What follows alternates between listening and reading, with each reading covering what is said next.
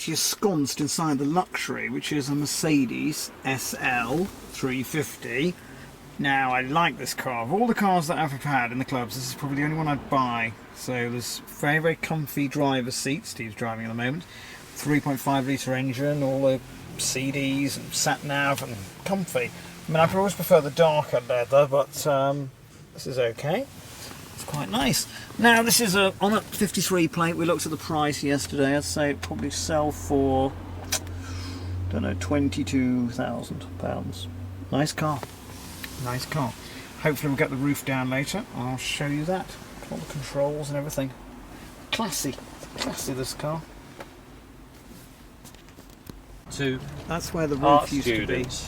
You know, we were looking at doing the art students, but I'm just driving along at the moment, Paul.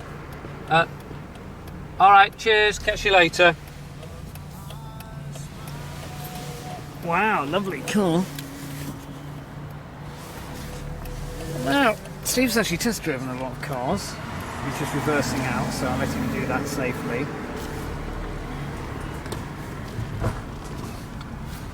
Steve, what are your impressions of this car? You're an experienced driver, you've done karting. What do you think of it? I quite like it. It's not as, I don't think it's as much fun as the Lambo, but it's more practical. Yeah. And it's not as harsh as the other supercars you've had. We've run into a local developer who's out walking his dog. Yes, See that dog? This is the dog Gilmore. No, not Karen. I'm Not the Karen. dog. Who shouted? Who said that? And here are a couple of gay icons we've seen in a very, very Yeah. Hello, viewers. gay icons. There we are. There you are. Very Very nice.